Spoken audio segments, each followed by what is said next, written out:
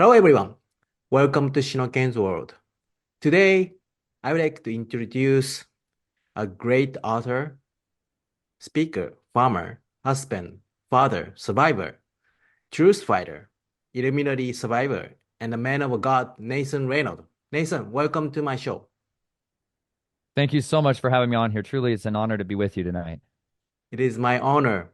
I'm a big fan of SGT reporter Sean, and I've been Mhm. watching his show and I was so excited to hear your story. Likewise, it's really been great being able to do those shows with Sean. I'm glad you've been able to enjoy them. Thank you. Could you give us a little bit of your introduction to Japanese audience? Absolutely. Yes. For those of you that don't know, my name is, like you said, Nathan Reynolds, and I've just been spending the last few years of my life sharing what my experiences were like growing up in a family that is deep into organized crime. And they raise their children in a very different culture than the rest of society would perceive. And so I grew up in a home full of secrecy and full of great abuse and great pain and suffering. And so it gave me a very different lens with which I see the world, and the perspectives that I have that shaped my life are very different than what a lot of people have. And so it took me many years of my life after coming out of that family and out of that organized crime system to be able to realize how different my life was to the life that most people experience here in the Americas, as well as in other places around the world. But it's given me a lot of desire to share that with other people so that those who have been in the underground world of human trafficking and ritualistic abuse and covert assassinations, for them to try to find boldness to come out and share their stories as well. So that's a big passion and drive of mine, is to share my story in hopes of inspiring others who grew up in very broken and very abusive and violent environments to come out, that they can find healing, they can find hope, and they can find restoration. Wow, thank you so much. And my understanding is the Illuminati, their agenda is to depopulate the human and to control. Why they do that and what's their agenda? Well, so much of what people would aspire to understand as the Illuminati is really it's a very veiled organization. And what I mean by that is that they control what the perception is of their character and their identity in the public arena. And so when people hear a lot of times the word Illuminati, they think of, a group of people that started in the 1700s under a guy named Adam Weishaupt. Adam Weishaupt was a classically trained Jesuit. And for those of you that are unfamiliar, the Jesuits are the counter reformationists of the Vatican. They are the military intelligence enforcement arm of the Pope, of the Roman Catholic Church. And so that is really the heartbeat of where the Illuminati, as we would see it and identify it today, the secret society. They are truly those that are seeking to destroy and blot out anybody who is not fully loyal to the Pope at the core tenet of it. This is where the vast majority of the world's wealth, the multi-generational wealth, I'm talking about places where people conquered nations, accumulated all their resources from South America, Central America, Europe, Asia, all over the world, and they consolidated it under this thing that's called the black nobility. And a lot of these ruling Italian families that really rule and reign through government agencies, through monarchies, presidencies, prime ministerships. They are the hidden hand behind the scenes of that. And my family was really part of that criminal network down in Lake Havasu City, Arizona, where the Knights of Columbus and the Jesuits had built an entire city to help facilitate this child sex trafficking, child exploitation in Lake Havasu City, Arizona. And that was started back in the 1960s and 70s. Wow. Why are they doing like a child trafficking? Is it because a child has a great power? Are they trying to, eliminate those?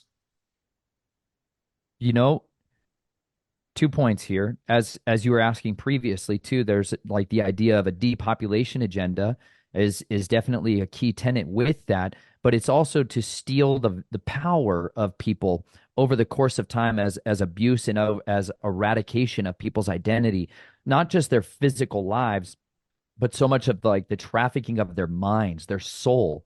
really that they become voluntary slaves, that they enjoy their servitude, that they become accustomed to it and they don't fight back and they don't resist it. So on what maybe one long-term agenda of it, yes, is a depopulation strategy, but in the short term, it's really to accumulate and acquire and consolidate power into the hands of few with which they use to govern the many.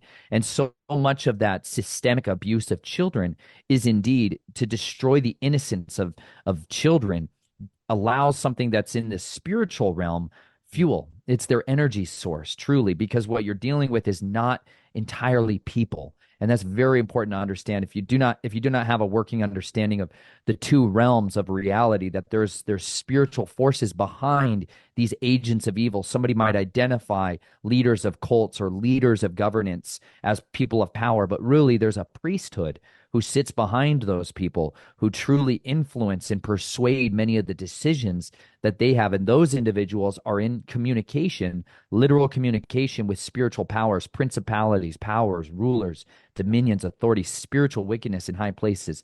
These are these immortals who have rebelled, who have chosen to forsake following the path of God, Yahuwah, our creator, and they have instead gone after the pursuits of the carnal realm, and they have changed themselves from this estate like we read about in Second Peter and in Jude. They've left their heavenly estate. They've taken on mortal form like men. It says in Psalm 2, they're going to die. In Psalm 82, they're going to die like men.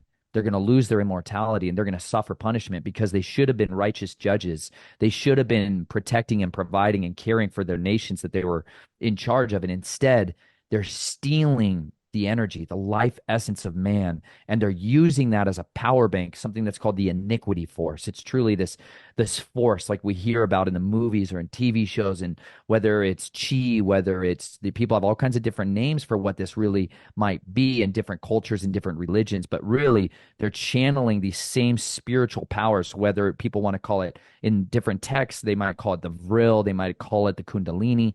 There's all of this force that they're trying to awaken. Well, that is done through the desecration and breaking of the commandments, through rebelling, through disobeying the ways of Yah, and instead following after these carnal pursuits.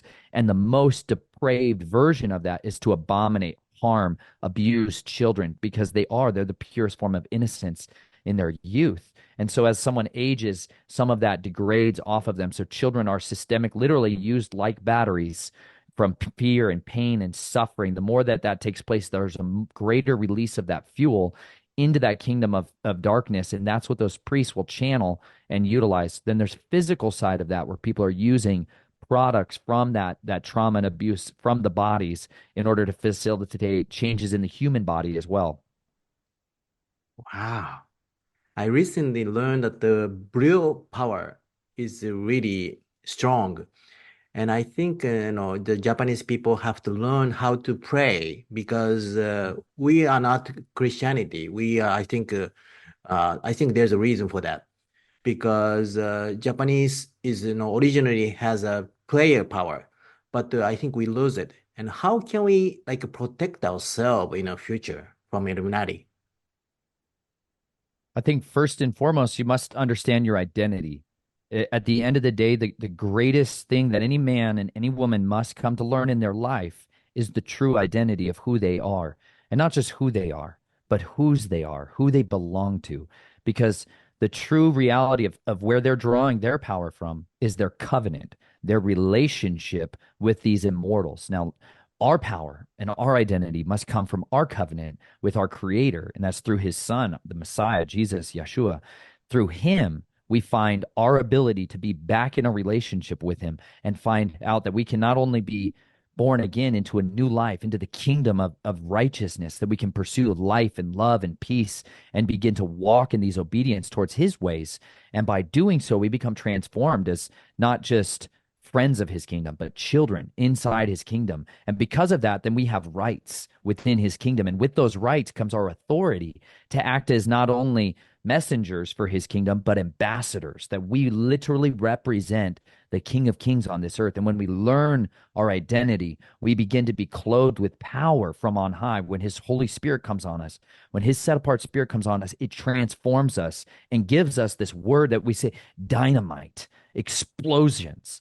power that comes that can rend the mountains, split mountains, cast off demons, that can raise the dead, that can heal the sick, that can set captives free. That power and that authority is promised to us as his children, as some of the fruits of that covenant, as some of the marriage rights, if you will, that are guaranteed as part of this relationship that we have with him. He says he'll provide for us our food, our clothing, our water, our shelter, and then he will provide for us this clothing, this armor, so that we can engage in this war that we are truly in, because we are in a war between realms. The people in Japan are under a very different principality. That's the great ruling spirit. This ruling immortal that governs Japan is different than the one here in America. America is literally, the word America, for those that are unfamiliar, means the land of the plumed serpent.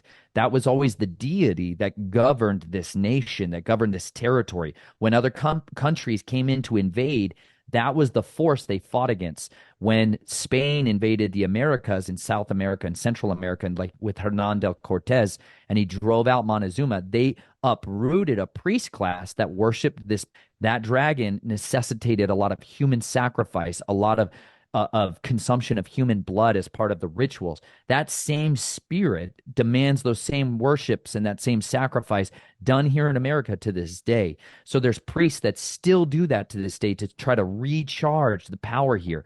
Where you're at in Japan, in every different area of Japan, you're going to experience and encounter different principalities. They're going to have a priest class. They're going to have fruits that you can identify as you learn what are the fruits of this spirit in this region. And you know what? Some of those, it's going to be addiction. Some of those, it's going to be addictions to food, video games, pornography. Some of those, it's going to be an absolute destruction of marriage and family and divorce. And so these are things that, as you can learn to discern spirits and identify who are the enemies, who is the adversary that you're really dealing with when you're walking into a different region.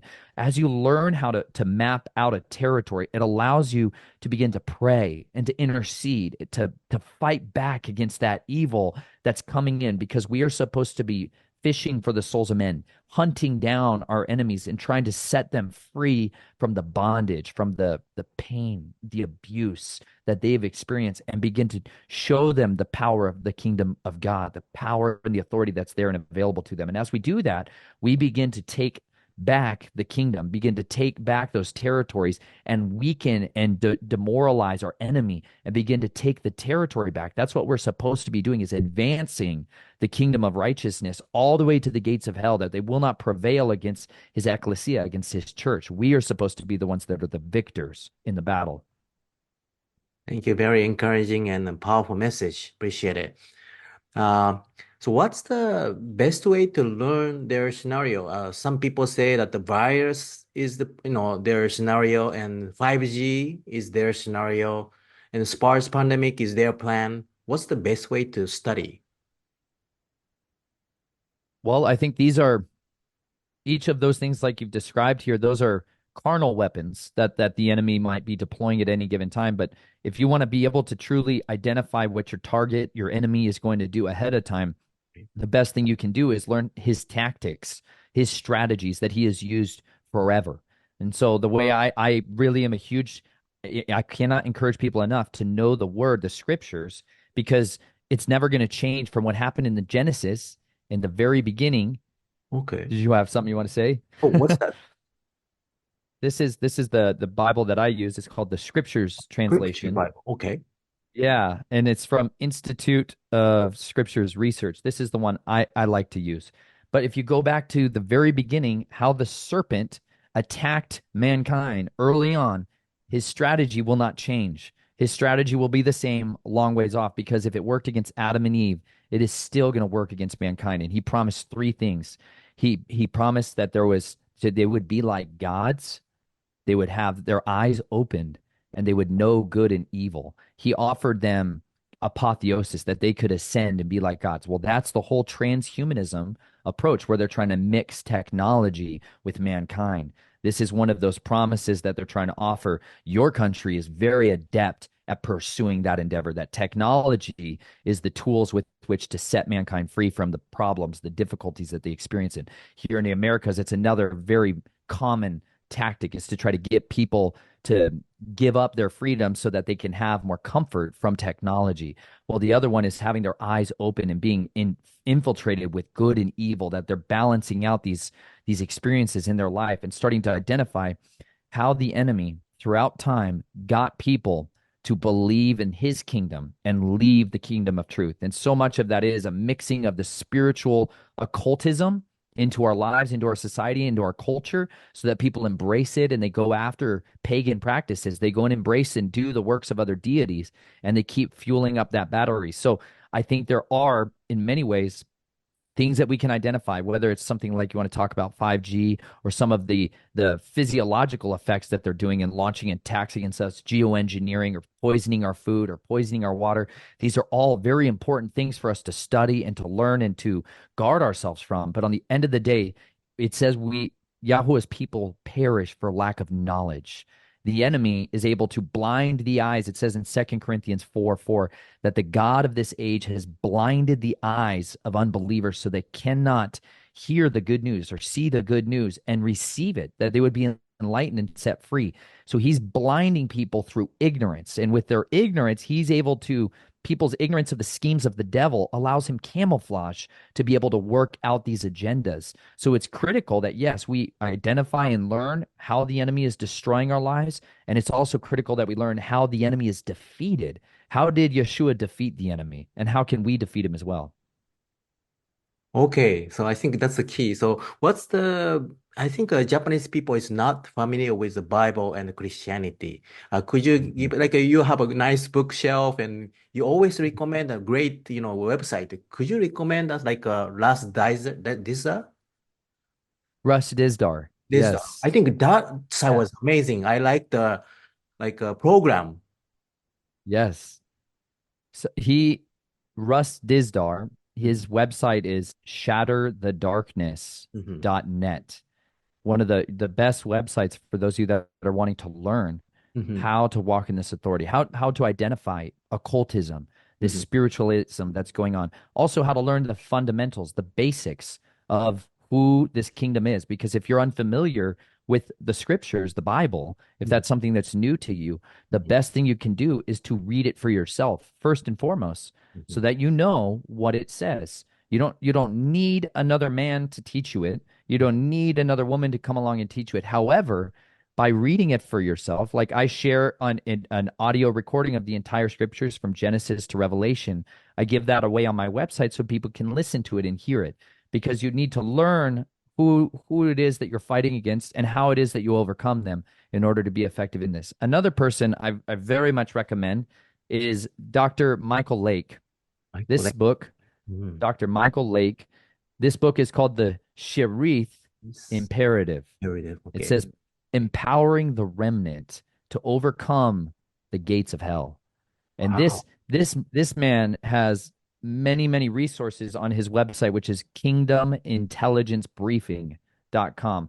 Absolutely fantastic, because he has many series of teachings, of videos explaining much about what the kingdom is, what this kingdom of light is, and the kingdom of darkness is. This one deals with a lot of where the enemy, the dragon, and where these immortals come from, how they influence mankind, and how we as people fight back against that system. I see, I see. So why are they using a dragon? I saw there's a red dragon in Japan, a black dragon, gold dragon. Is it because from the Bible? Mm. That, well, first of all, their dragons are a class of beings. They were real creatures on one side of it. And so it's not just a creature of myth or legend or imagination. They're a real being. And Okay. so some of those beings, they are always dragons are always intimately linked with wisdom or knowledge, that they have the gift of foretelling, that they can help tell you the future. People that try to communicate with dragons, they try to get luck from them, they try to get charms from them, power from them. They're calling upon a spiritual being for some of them, but also there are physical dragons that had been around for thousands of years. They are part of cultures all over the world that people have seen and had these encounters with real dragons. It's only more in modernity that we've kind of made them some kind of fairy tale, like something that's not real. But the dragon, it says in history that there is one dragon in particular, the great red dragon. That is the prince enemy, the leader of these evil ones, these rulers of darkness. And he is the one who people have gone to in order to try to have the supreme authority in the kingdom of darkness. And so that's the one specifically that we see being invoked in a place called the City of London. In Great Britain, in London, there's a separate city that's called the City of London, and it's the financial epicenter of the world. And they have surrounding the entirety of the city the great red dragon, statues and boundaries to them, and they invoke the great red dragon to be the ruler over their kingdom, to help them rule the world with money, with finances, as their empire would. And so that's where we see the marks of the dragon allow us to help track where his territory is and where he's working. Here in the Americas is the military arm of the dragon and death. That's where so much of our industry is really engineered for death, and we export much death to a lot of the world through our military. Wow, that makes sense. Thank you so much. So, and I heard that are you like you would when you were a child, you did they train you like because I heard that you were raised with no money and also like in a shadow. You have to live it like in a shadow. And are they trying to like train you with that kind of environment? So my family had access to a lot of money. However, in order to raise me in the conditions that they did, a lot of it was starvation, was poverty, and was lack, so that I didn't have enough resources to really ever get out and be free.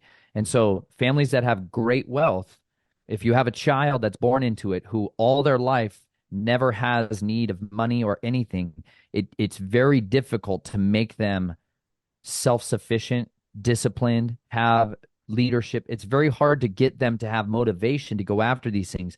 And families of children that grow up in a very wealthy environment have a lot of struggles with addictions and failures to be successful because they've never had to work for it. And so one of the approaches that families of great power do is to send their children into poverty and into very abusive situations to try to raise them up with a very different mentality. So my family wanted to break my will and my identity, to shatter it. And so I was put in situations where I was abused sexually and emotionally, and then where I was physically abused and harmed for years and years of my life, till my will, my desire for freedom was broken. And I was loyal to them, that I would never get out of the cult, that I would never get set free from the cult, that there was nothing else in the world I could do but serve the cult, that was all my world was. And so for so long in my life, especially early on, the only time I ever got resources or freedom or the ability to get out was when they pointed me in a direction of violence, in attacking and killing and murdering other people that I thought were pedophiles or bad guys. That was when I was able to kind of get out of that experience, or get out of that I would, in someday later on in my life, if I survived everything, then I would get access to the money and the trust fund when I gave over my children to them so that they could complete the cycle again. So much of the wealth is given out and dispensed once you give them your children, and then you get to have lots of money. My dad got lots of money when he moved in, my great grandfather, into our home to abuse me. He then got lots of money from the family for doing that. And so it's this cycle where it passes on through generational wealth. Wow, that's so amazing. Surprise story. So how did you, you were so strong enough, to get out of the system. What happened to you? What really it took was getting into I got into the United States Army, and I thought for myself that that was where I was going to get free. I thought being a soldier, I would be a hero and I could finally fight back against these evils and go and hunt down these pedophiles, hunt down people that were trafficking people. That's what I would thought was my way out. And when I got into the military and started working towards that goal, I saw within a couple of years how much the army was very corrupt, was very broken, and that they themselves were trafficking people into the United States, that they were the ones who were putting agents into pedophile rings as pedophiles in order to abuse children and then gather intelligence or blackmail on other people, that they were doing the same types of behavior as the family was, as the Jesuits were. They just didn't have a lot of the worship of Lucifer mixed in. They didn't have all the occultism or secret society tactics inside it. And it really broke so much of my identity, my hope. So much of that died in me there because, and I really think that was part of what I needed. I needed to see that there was nothing for me in that kingdom because all my life I wanted it. All my life I thought that's where power was. That's where strength, that's where men were, mighty men, brave men, warriors. Here in America, it's all about the soldiers, it's about the athletes, and it's about those are powerful people. You want to go that way, you know? But it's a lie. It really is a lie because when you get inside there, you're literally like a dog. In the army, they give you dog tags that you have to wear around your neck, and they're literally you're their dog. And that's how they treat you. You're raised like a dog. And I was raised as like a child, like a dog, put in cages, made to fight for my life, made to fight in cages against other people until I killed somebody or until I knocked them out and was able to get out.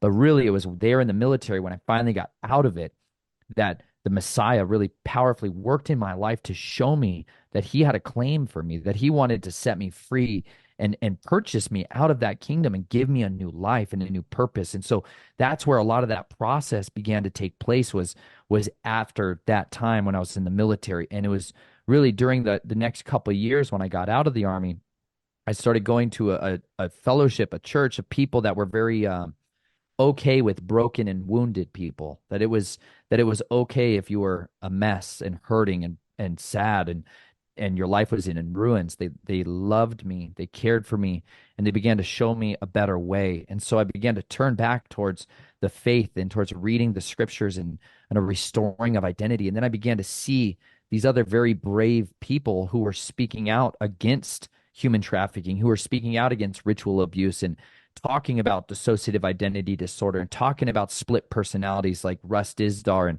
Dr. Michael Lake or Steve Quayle, some of these other brave warriors who were talking about this stuff. It gave me hope.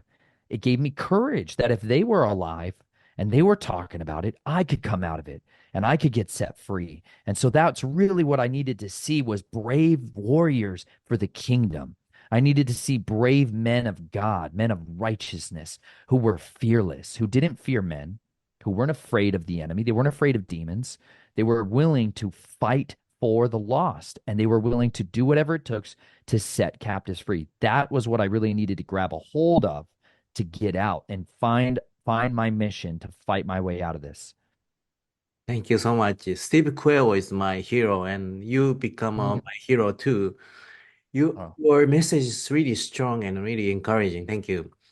And what kind of, I heard that, they're avoiding to eating a pig. I think is it because of they poison the pig? What kind of food do we should eat? Could you advise that? That's a great question.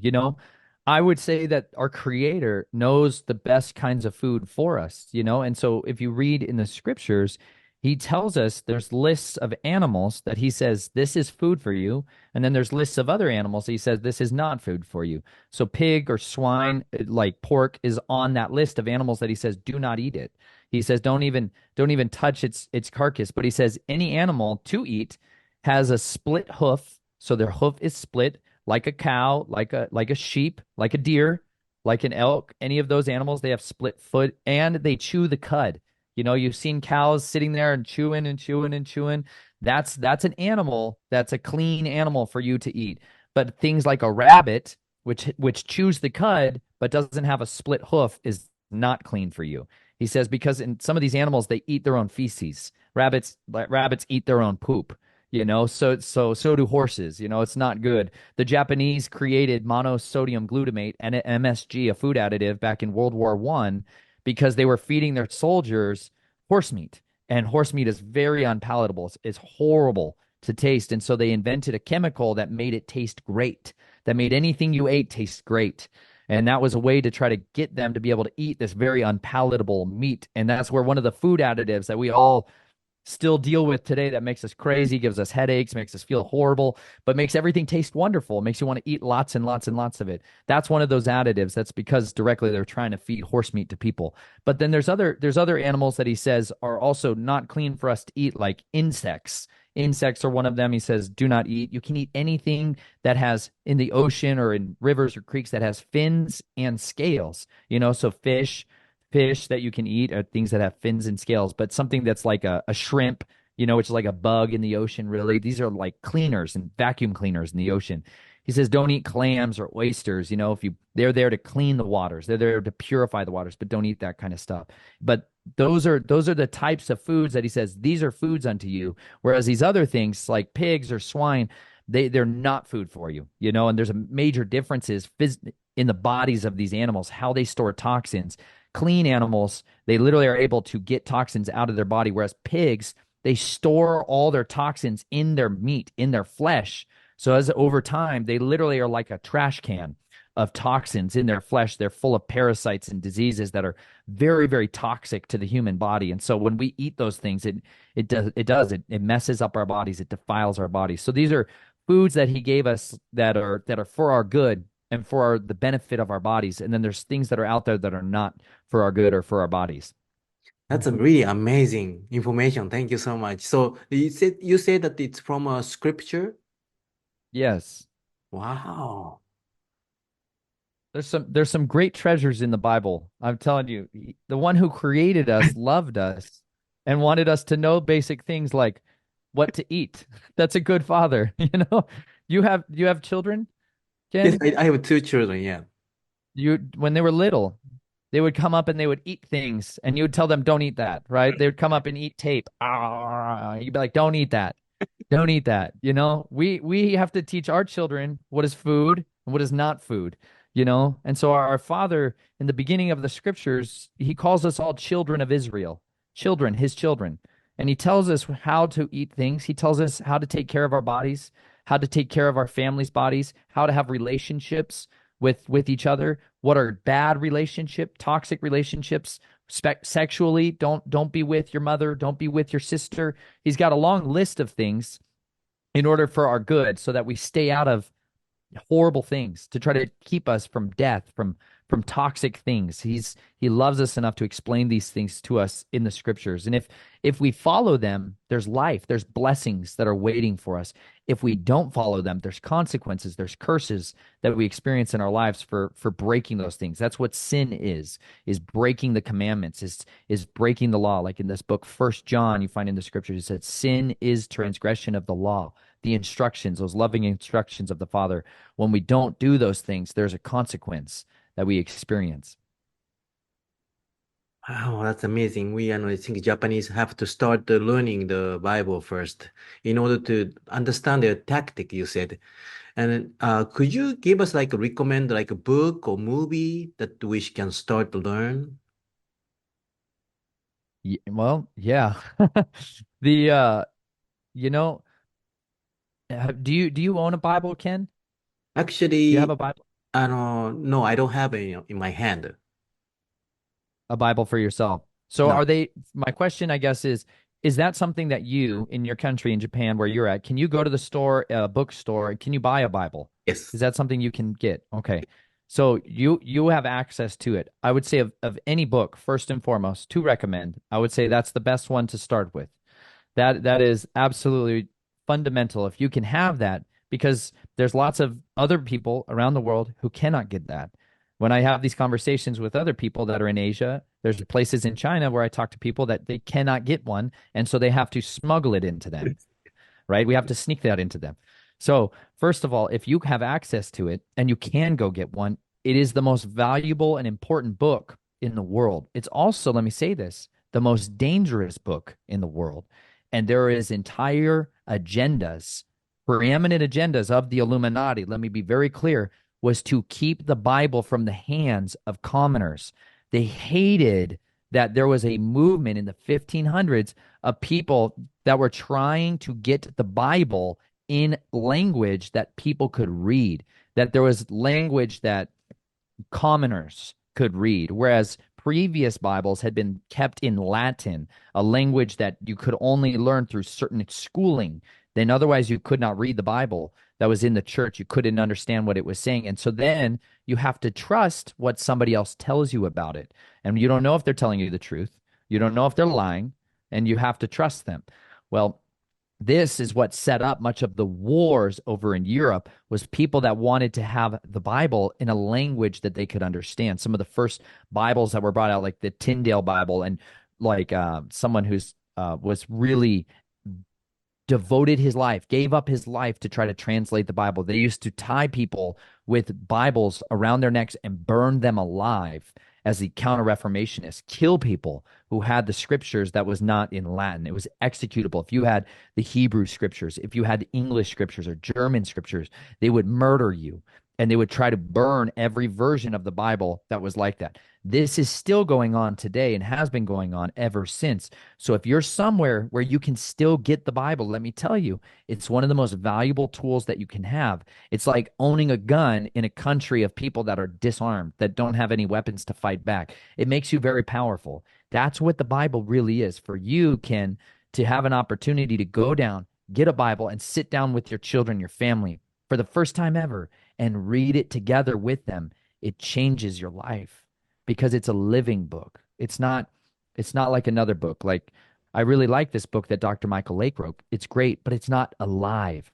There is literally a living water that comes out of this. This is like a fountain that's bursting forth with fresh water all day and night. You're living on a mountain where there's water and creeks or streams.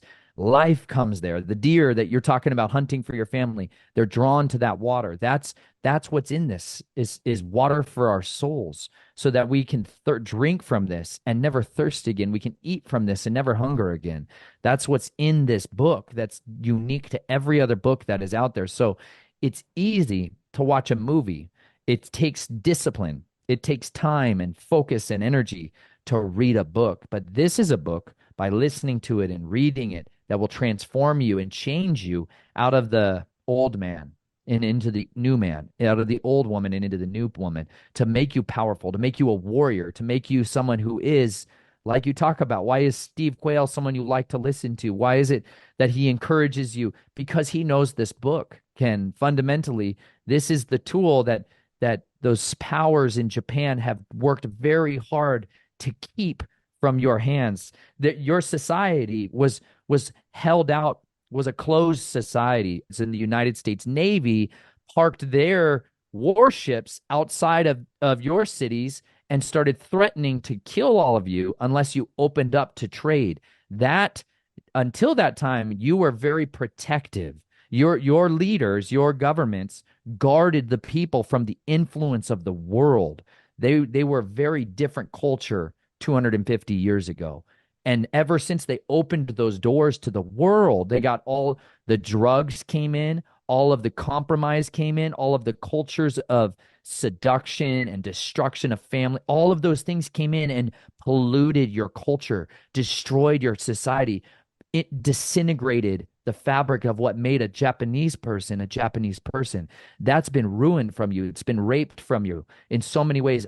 Even more so after World War II, when there was this war that destroyed your culture again, and then we made you servants to our signing agreements, and it changed you all completely.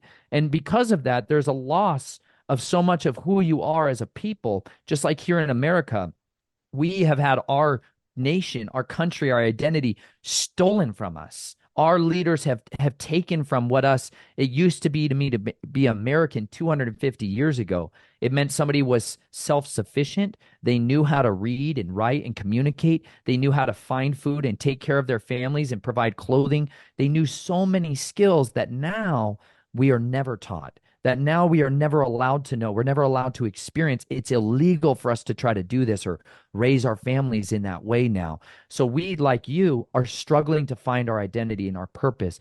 But I'm telling you, if you go back to these words, you'll rediscover it. And that's why This is uncommon in your country. These are very common here in America, but most people have never read them.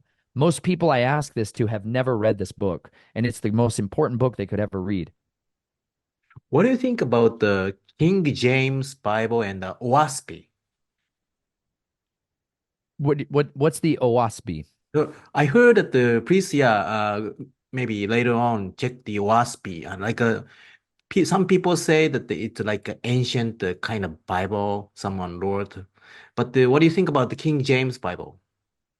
That's a great question. I would say so. There's many different translations of the scriptures. The King James version has many of the most important preserved truths contained within it. I'll say this: there are hundreds of different Bible translations that are out there into English. There's others, obviously, that go into different translations for different cultures that are out there. The King James translation preserved many of the truths that were absolutely essential for the scriptures. The 1611 King James used to contain over 80 books of the Bible. Over time, they began to take out some of those books and they began to steal those out of the scriptures. Things like Sirach or Ecclesiasticus or Baal and the Dragon. Some of these different books that used to be in our Bible, the 1611 King James, got taken out later on in the 1700s and 1800s as those societies, those secret societies, wanted to hide some of the methods that the enemy, which are contained in those books, uses to attack people and destroy people. There's a lot of those books that used to be in there that they since took out of there. So even today, most of our Bibles have 66 books, but really even the 1611 had much more of those books contained and preserved in it. Now there's translations that are also done, which are called word for word, meaning they took the Hebrew or the Greek and they translated one word and found it to be the best match in English and then applied that to the text. So even you, as you've had to learn English, you've had to find out what do these words mean. And I'm sure as you've done this, you find there's words in Japanese that do not translate to any English word. And that's frustrating. That's difficult. Same thing though, for any translation in any language, there's going to be failure to translate. They will not come across equally. So then there's other translations that are called thought for thought, meaning they have an idea that's in Hebrew and then they translate that to the similar idea in English. Those translations are much more dangerous, I would say this, because men have a twisting of the words when they do that, and they can change the idea to fit their belief rather than just preserving and protecting the text so that it's true and it's accurate. Those are things like the New International Version, the NIV. Those are things like the New Living Translation. These are other translations that are really further off from the true word and the true scriptures. I like this translation. Let me try to hold it up so you can see it. It's called the Scriptures. And you can find it here. I have in the links of all of my YouTube videos, I Okay. have links for all of this in my YouTube videos or even my Rumble channel as well, Institute for Scriptures Research. Okay. This is one of my favorite ones because it also preserves the name of Yahuwah, that's the creator, as we translate it to our best in English, instead of Lord, Lord. That's how the King James Version, they put Lord instead of Yod, Hey, Vav, Hey. That was the way that you write it in Hebrew. Yahuwah is a way of translating it, or Yahweh. People have said it. And same thing with the Messiah's name. They instead of putting Jesus or they put Yeshua, And so that's a way of trying to help us learn what his name is as opposed to just putting a title. Instead of just putting Papa, they put your name, Ken, as in a letter. It makes a difference to know who you're talking to. Wow. In Japanese pronunciation is Yahweh. And Yes. I heard that from I think ancient book Yahweh, the word itself is so strong that they want to hide. Mm, So absolutely. also I would like to ask you, I think during the SGT report you mentioned the reason that you have a long hair because you don't want to cut like God creation. Is that correct? So the reason I've let my hair grow out is there's this book that's called Numbers. And in there's the sixth chapter, there's something that's called the Nazarite vow. And it says in there that if any man or any woman wants to set themselves apart to Yahuwah, if they want to be more in line with his kingdom, they want to commit themselves to him, like a deeper covenant, stronger relationship to him, like a vow. Does that word, do you understand that word vow? Like a Wow. promise. I promise. Okay. Um, like a deep promise though, like your vow to your wife. Nice. Deep, very serious. Okay. In If a man or woman wants to do that, there's a few things that they do in order to follow that. One is they don't cut their hair. So they don't cut their hair as long as their vow lasts, as long as their promise lasts. So if that's, some people might say for 1 year, some people might say, I had a friend who took the vow until he had a son. And so that was for years until his wife gave birth to a son. Then his vow ended. Then he cut his hair. But until that time, you let your hair grow out. You also do not drink any wine or alcohol, strong drink, spirits or liquor, and you don't eat anything that comes from the grapevine. So not grape seeds, grape skins. You don't eat anything that comes from that. Balsamic vinegar. You're fasting. You're abstaining from it. You're choosing to not give into that. And the other thing that you also don't participate in is death. So you don't go to funerals, you don't go walk around graves, you don't touch dead bodies. Those are like the parts of the vow that's called the Nazarite vow. So that's something that I took because I had a strong addiction to alcohol, to substances, and that followed me for many years of my life. And I wanted sobriety. I wanted to be free from that and raise my children without being a drunk. And I use substances to alter my mind because of much of the pain and the abuse and the suffering that I'd been through in my life. I used to run to these things to fix me, to give me relief, even if it was just for a little bit. I was always wanting an escape. I wanted away from the memories and the hurt that was in my heart. But taking the vow was a weapon for me to fight back against addiction and to seek to be more set apart to Yahuwah, that he would transform me and set me free from that. So that's why I took that vow or made that promise to Yahuwah. Wow, it's really nice. Amazing. Thank you so much for sharing that. Mm. And could you advise Japanese people to how to grow, our spiritual mind? Mm. Do hard things.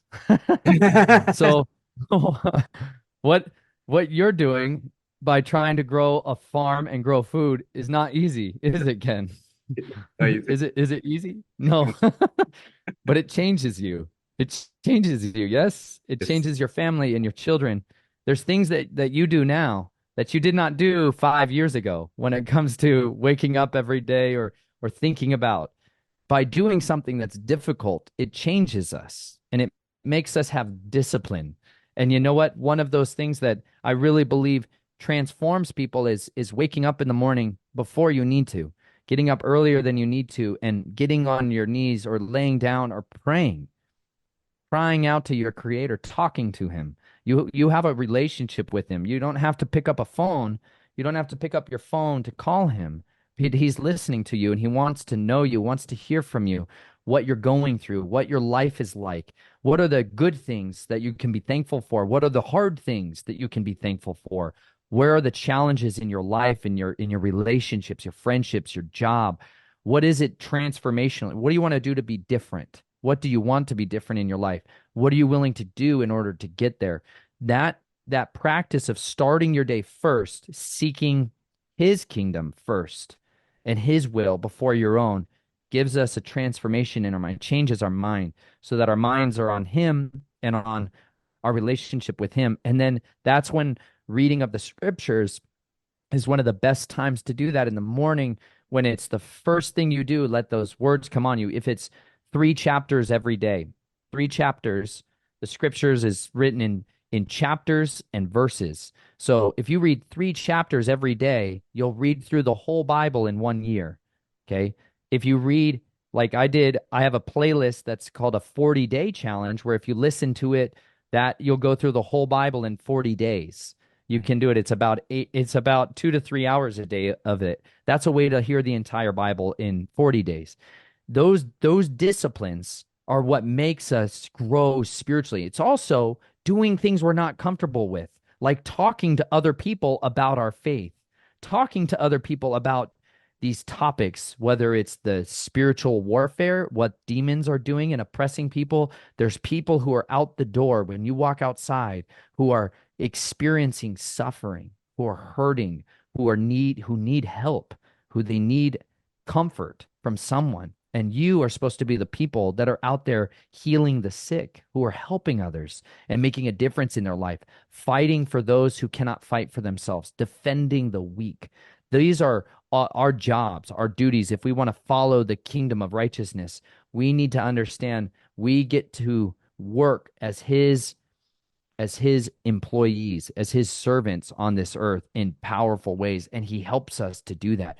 Those, by doing those things that he said to do, loving our neighbor, meeting each other's needs, clothing people that are naked, feeding people that are hungry, as we do these things, it begins to fill us with a purpose and an identity, and it empowers us to do his mighty works on this earth, to really change the lives of people around us.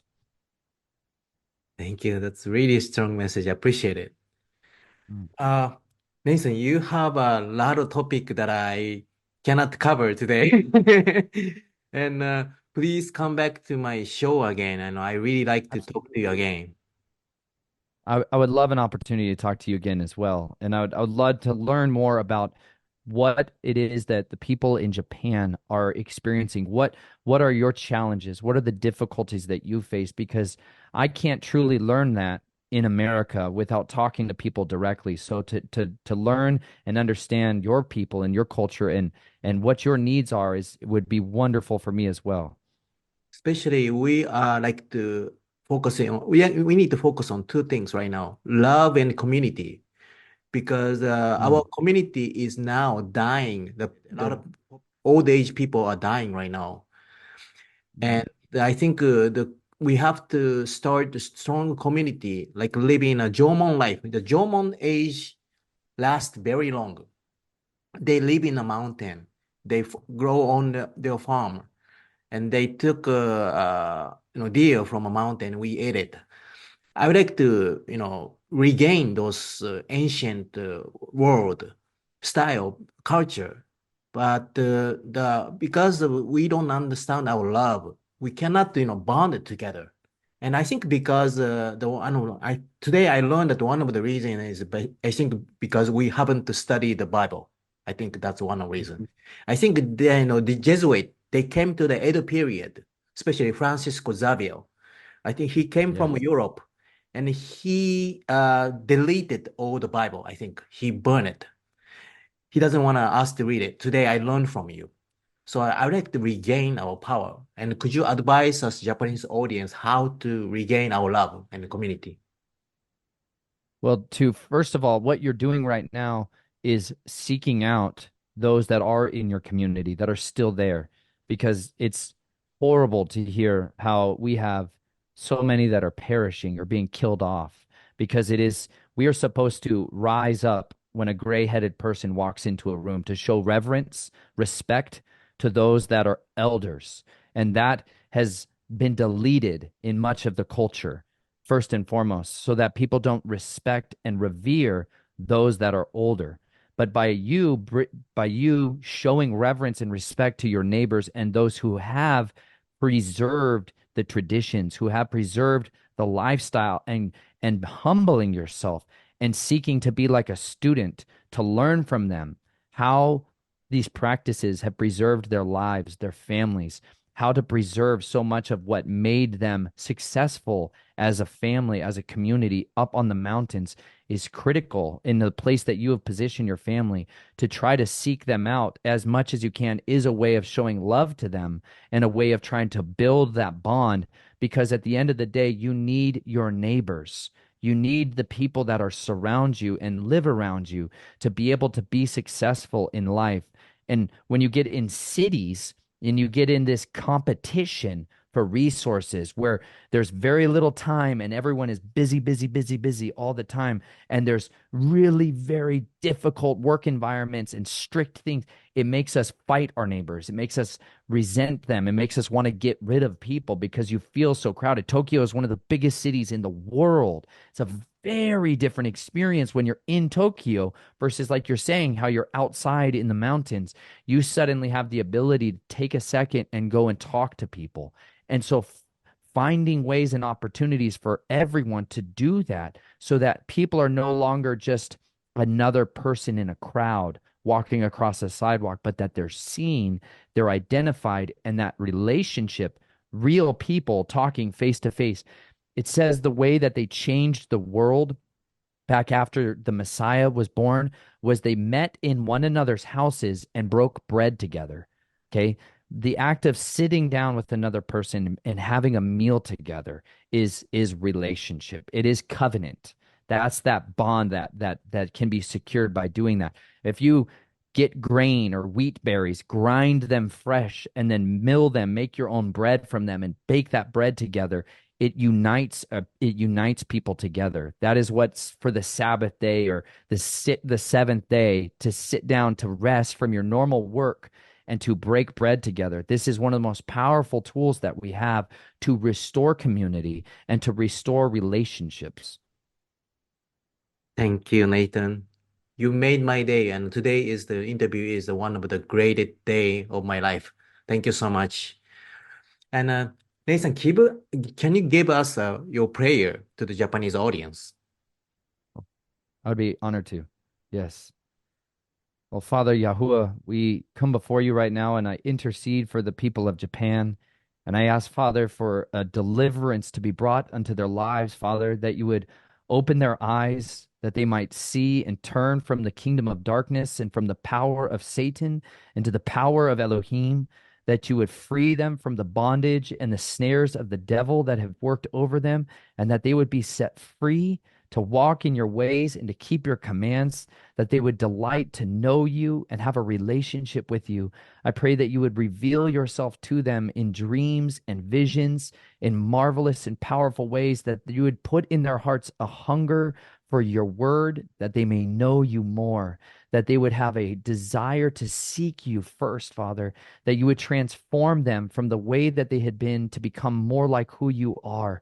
I pray that you would please free them from the lies and the deception that is being used by their government or the media or the entertainments. And I pray that you would free them from the addiction to TV and to videos and to shows, and that you would show them the power of living people, having relationships together again, that you would fill their hearts with wisdom and knowledge and understanding, that they would have a fear, they would fear no man, that they would not be afraid of any of the things that have plagued them, have diseased them, or have killed them, that they would be set free from fear, and they would learn to instead revere you only, and that they would follow after your ways. I pray that you would consume, Father, the ways of the wickedness, and it would be destroyed. I pray that you would break the assignments of the enemy off of these people, that they would no longer, the enemy would have power over them, but they would be set free once and for all, Father. And I pray that there would be revival in Japan, that they would be able to cast off their oppressors